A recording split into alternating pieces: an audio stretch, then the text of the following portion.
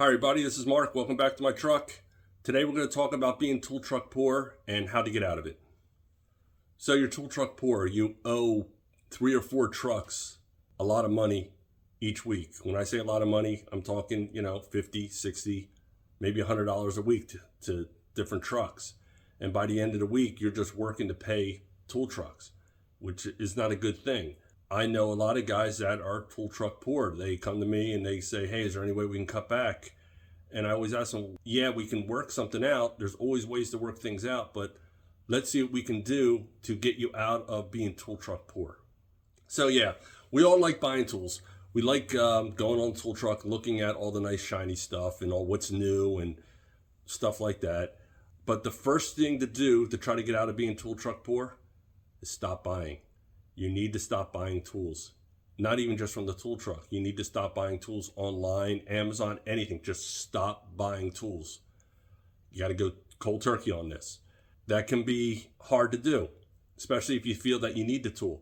But if you really need the tool, I'm sure somebody else in the shop has that tool. And you can probably get away with borrowing it 3 or 4 times before you have to buy that tool. That usually was, when I was wrenching, that was the unspoken rule. And the unspoken rule was you borrow it 3 times, you buy your own. Most guys can get away with just borrowing tools from a while and later on buying the tool. So that's the first thing you have to do. Got to go cold turkey, got to stop buying tools. So the next thing you want to do is pick out what tool dealer you want to deal with. What tool dealer gives you the best price and the best service. He's going to be your main tool dealer from now on. That is the tool dealer that you'll probably will always have a balance with. Now, the rest of your tool dealers, what you want to look at for them is how much you owe these guys. And you want to pick out the guy that you owe the least to. Say you're paying them $25 a week. Now, what you want to do is up your payment.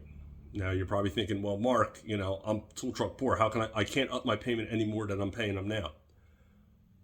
Go to the other dealers, look at their balances, and see who you can cut back $5.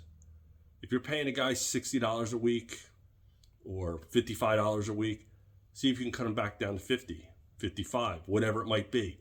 But if you can cut each guy back a couple dollars here or there and take that money and apply it to the lowest guy. Now, if you cut those guys back and you don't give it to your lowest guys, you ain't helping nobody.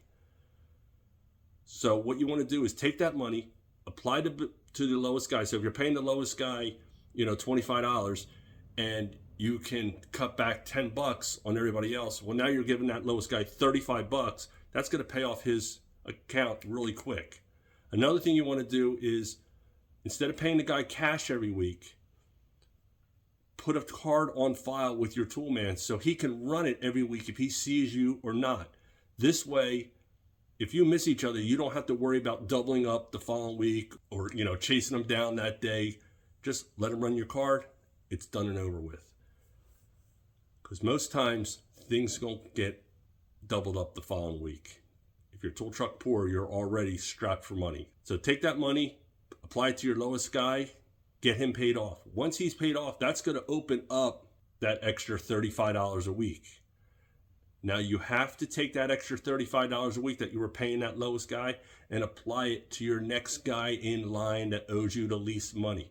Again, if you don't do it, it will not work. Once you do that, you'll have him paid off. And then you're going to go to the next guy and so on. Because each time you jump to a new guy, you have more money to give that guy. Again, if you don't do it, it does not work. And all this time you have to remember, you cannot be buying more tools. You have to have some self-control. Now, there's another way of doing it without taking money from one guy and applying it to another guy. Now, this is a long shot. Sometimes it works, sometimes it doesn't. Ask your main tool dealer that you're going to deal with, that you get the best service from, and most likely you probably like the most because that's usually what happens. And ask him if he would pay off your other tool truck balances. If he pays them off for you, now you only have to pay to one tool dealer. and you guys can come to an arrangement on how much each week. And it's probably going to end up being less than once you start paid out all to all the other tool trucks. Now, if you do this, you got to remember, you can't go and rerun your bill up with the other guys. You have to focus on just that one bill all the time. Now, when he does this, most likely he's not going to do it for free. He's going to ask for a percentage.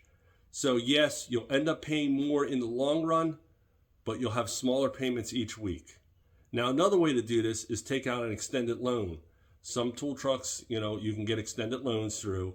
You have a very small payment, but the interest rate is very high, 18%, if not more. Sometimes you can get like 9.9, but that's still not really a good interest rate. But you end up with a lower payment. Don't fall for that lower payment, because they're going to sell you on the lower payment. They're going to say, well, instead of paying me $100 a week, you can pay me $20 a week.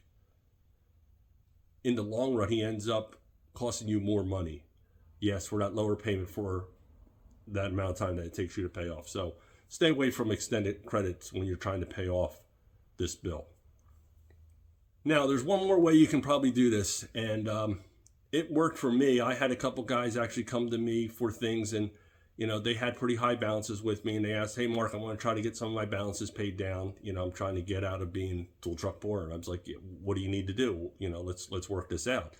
And one of the ways was, this guy had a business, and he used to cut grass after work. And he came to my house for a whole summer, once a week, cut my grass.